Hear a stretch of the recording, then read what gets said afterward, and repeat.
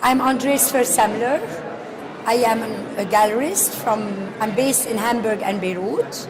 I've had the gallery since 30 years in Germany and since 10 years in Beirut. Our program is a very conceptual program. We work mainly with minimal and conceptual art. We've worked with many very important artists, but in the beginning of the 2000s, we started working with a group of artists from the Arab world. We started with them at scratch, and all of a sudden they became more and more important.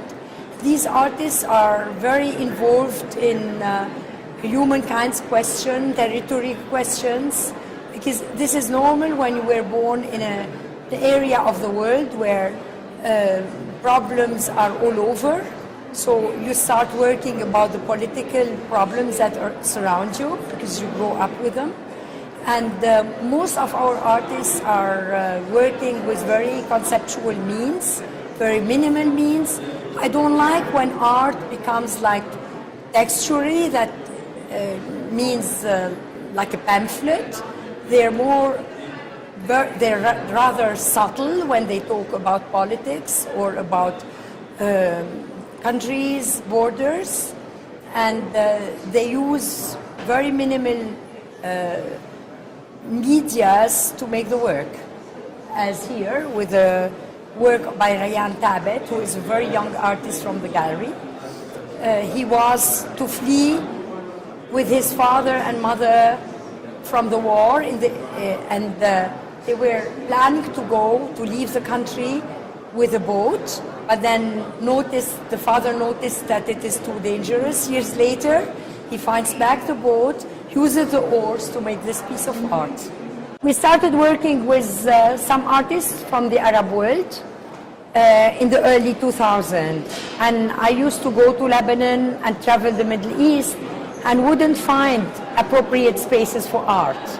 So that is why I decided to open a white cube, the first white cube in the Arab world.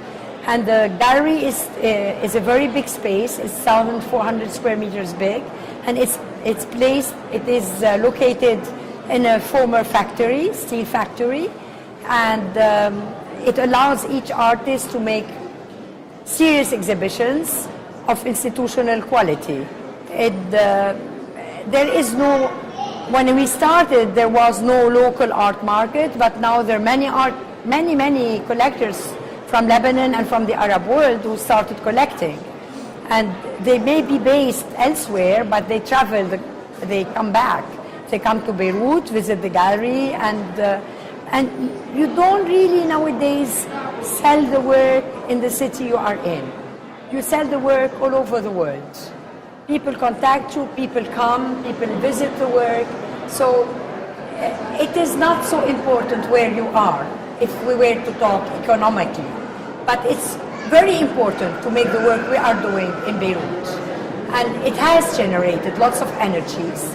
Now there are several spaces, there are 3 museums opening, there are 2 non-profit spaces which are very beautiful, the Beirut Art Center and a school for art, Ashkal Alwan. So all these energies communicate and create new energies. And the art scene is so lively in Beirut. There's so much going on. Many artists live in the country. The good thing about the bad situation in Lebanon is that the country gives you everyday reasons for good art pieces that are existential for their living. And that become striking to a bigger public because it carries on in a very special way the everyday life and politics of that country, which is we have at the moment 1/3 of the Lebanese population are refugees from Syria. And this is, of course, very difficult. The economic situation is tremendously difficult, and the political situation is awful. That means we are living in a vacuum. We don't have a president. And every day you're frightened to know if the Syrian, if the IS, the ISIS, is going to cross the border and get to Beirut. And in fact, another work, the work of Munira Salah, she has interviewed refugees in camps, Syrian refugees. It's really striking to check the work and to read what they say. And these work are real, are true, are on the ground, and that's why they're relevant. Super difficult. The customs stop each of our shipments. They put estimates of on each artwork. For example, let's take an example. We produce many pieces in Germany because we don't have the means to make prints and framing in Lebanon the way you could in Berlin or in Hamburg, of course. And so the artist is based in Beirut. You bring the work, he goes to Berlin, prints his prints in Berlin. We frame them in Hamburg, we bring them back to the country. They charge us on the art piece, but they don't even agree to charge us on production. Because in fact, the artist lives in Beirut, he pays his taxes in Beirut. When I sell the work in Beirut, I pay the taxes in Beirut. But they still would want to tax us on the art piece as an artwork. That means on the real selling value of the work and not only on the production value. And take it, I mean, name it. I could go on and on. I mean, you would take artworks that from very young artists, they would Google and they would find a similar name in the internet. They would estimate the artwork to anything that has nothing to do with reality and would charge you on that. I think that even the government, customs have become more cooperative with us. I mean, I've written like trillion letters, I've met. The problem is you go see a minister. 3 months later, he's no more the minister. So you have to restart at scratch and see the next minister. But, we're trying, and it has improved a lot, I must say.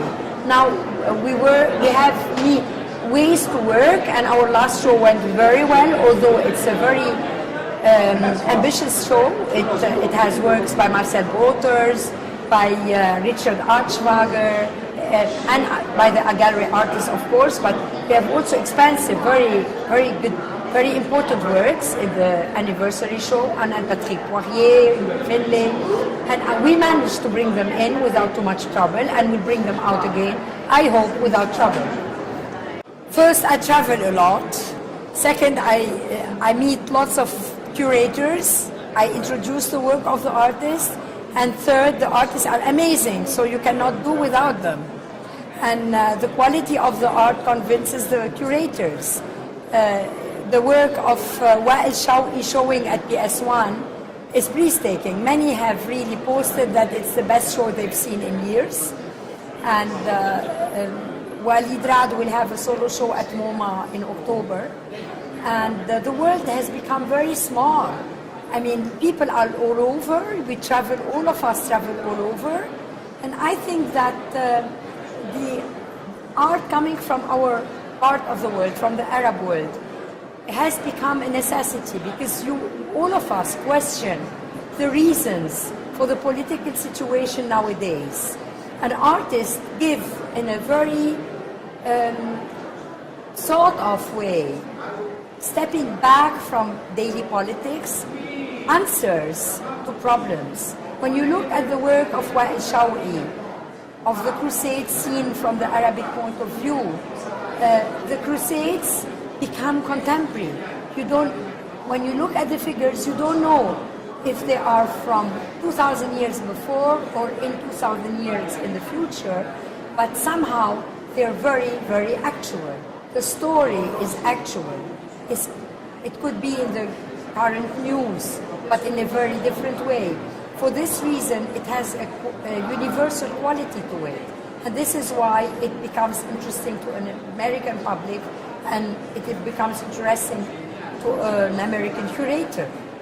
In fact, our main clients are museums and professional collectors, institutions, because as you see a piece like Rayan Tagmit's piece, this is 5 meters. It is not really domestic. You can't really hang it in a normal apartment. And so most of our clients are really institutions. And why are they interested in the work? I think the work, as I say, is relevant to a general political situation. You need to understand what's going on in the world, in the Arab world. What is Islam about? You need to understand how those societies are constructed. And I think that our artists give answers to these questions in a very artistic and elegant way. So I think this is why institutions become interested in the artists we show. And the quality of the works is striking. I mean, when we see a painting like that from the Syrian painter Marwan, it would hang next to a bacon and is as strong as the bacon. And it's a discovery for everybody. So it opens up your frontiers and your borders. It opens up new areas of the world and become, it's enriching for everyone. For us, because we bring it to the West, for the West, because they learn about new things. The Arab world has been building museums, and they're all competing on the number and the sizes of the museums. And of course, these museums need to be filled with artworks, and for this reason, they also talk to us, because you cannot open a museum without putting art from your part of the world in it. So these are also very important clients to us, and we also work with all of them. At the moment, Wael Shawi has a solo exhibition at the museum in Doha, and in fact, Qatar has collaborated in the production of the work, and the Guggenheim Abu Dhabi has bought several of our artists. If you look back at the United States in the 18th century, there were no museums, there were not so many artists. I've written my PhD about the French art scene in the 19th century. The 19th century, the American would come to Paris to learn art. Now you go to New York to learn art. So time will come when it will proceed. I mean, the more you do, the more you energize the subject, the more when you create a market, when you create an art scene, it generates new energies. And the more new energies you have, the more artists you're going to have, and the more good artists you're going to have. Of course, not all of them are internationally and universally important, but they will become, you'll get more and more. And many of them are learning, and they will get to another step.